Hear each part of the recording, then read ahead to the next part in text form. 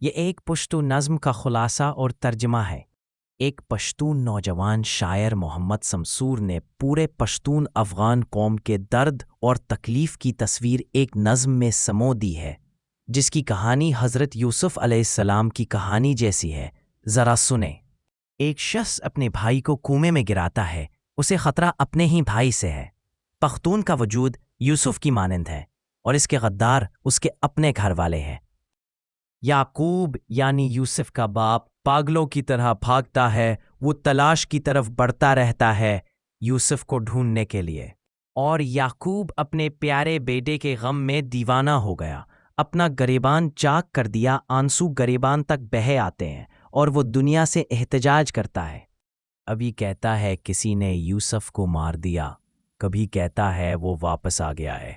یہ قیامت کا منظر ہے، یہ دیوانگیر ہے، یہ باپ کی محبت اور عشق کا اظہار ہے۔ باپ کی آنکھیں مہمان ہو گئیں، یوسف کے غم میں اندھی ہو گئیں، اور یہ بے بسی کے دن کا تصویر ہے، اور بے صبری آگ کے تنور کی طرح دہک رہی ہے۔ دل پر کالے زخم بن گئے، لاہور کے قصائی ظالم ریاستی قوتیں اس کے دشمن ہے۔ پختون افغان کا وجود یوسف جیسا ہے اور اس کے غدار اسی کے گھر والے ہیں۔ ماں کی آنکھیں لال ہیں، یہ ظلم اور جبر کے مناظر ہے۔ ماں یوسف کے آنے کا راستہ دیکھتی ہے، ہر گھنٹہ اپنی انگلیوں پر شمار کرتی ہے، اور وہ ننگے سر اور ننگے پاؤں ہیں، صحرا اور بیابانوں میں پھر رہی ہے۔ حضرت ابراہیم علیہ السلام کی آگ کے شعلے اسے ایک ماں کے پیچھے لگے ہوئے ہیں، درد و آزمائش کی۔ یہ آدم علیہ السلام اور حوا کی جدائی کی طرح ہے، یہ لیلی و مجنون کی محبت جیسا فراق ہے۔ کہیں کہتا ہے کہ کسی نے اسے قتل نہیں کیا ہوگا، کہیں کہتا ہے کہ کتوں نے نہیں کھایا ہوگا۔ رات کا وقت ہے، رونا پیٹنا ہے، ایک ماں ہاتھ اٹھا کر دعا مانگ رہی ہے۔ سیاہ ماتم ہے، خاموشی چھائی ہے، غم نے شور کے اندر سے بھی سانس کھینچ لی ہے۔ پختون کا وجود یوسف کی طرح ہے اور غدار اسی کے اپنے لوگ ہیں۔ زلیخا یعنی یوسف کی محبوبہ نے چھریوں سے اپنی انگلیاں کاٹ لی اور غم میں اپنے آپ پر حملہ کر بیٹھی۔ اس کے ہاتھوں کے کنگن ٹوٹ گئے، اس کا ناک کا زیور فکر و غم میں گم ہو گیا۔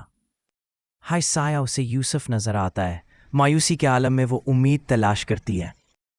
زلیخا زخموں اور دردوں کا فاتحہ پڑھ رہی ہے، قبر کے سرہانے بیٹھی سوچ میں گم ہے۔ کیا میں اب بیوہ ہوں یا نہیں؟ کیا میں دلہن ہوں یا کچھ اور؟ دلوں سے آہیں نکلتی ہیں۔ کابل افغانستان تک یہ علاقہ ایک بڑا قید خانہ بنا ہوا ہے۔ بس خاموشی، ڈر اور رونا ہے۔ یہ کربلا ہے، یہ پختونخوا ہے۔ ہر افغان یہاں حضرت حسین کی طرح ہے، چاہے وہ مرد ہو یا عورت۔ پختون افغان کا وجود یوسف ہے اور اس کے غدار اسی کے اپنے گھر والے ہیں۔ خدا کی قدرت و حالات کے جبر سے یوسف کنویں سے باہر نکلا، زلیخا دوبارہ جوان ہو گئی، بینوا یعقوب کی آنکھیں درست ہو گئیں۔ ایک امید پھر زندہ ہوئی۔ منظور پشتون کی طرف اشارہ ہے شاعر کا۔ یوسفوں یعنی پختون افغان کی نسل میں روشنی آ گئی، غدار بے نقاب ہوئے اور دشمن برہنہ افشا ہو گئے۔ غداروں کے ساتھ اب کیا کرو گے اور دشمنوں کے ساتھ کیا کرو گے؟ اگر ان جابروں سے آزادی چاہتے ہو تو اٹھو، اگر تبدیلی چاہتے ہو تو بیدار ہو جاؤ۔ سورج نکل آیا ہے، رات چھپ گئی ہے، اب تمہارے ہاتھ میں وقت اور موقع ہے۔ یا تو آپ لوگ اپنے اب کو تانے چھوڑ دو یا اس مٹی کو سرسبز و خوشحال بنا دو۔ پختون افغان کا وجود حضرت یوسف ہے اور اس کے غدار اس کے اپنے ہیں۔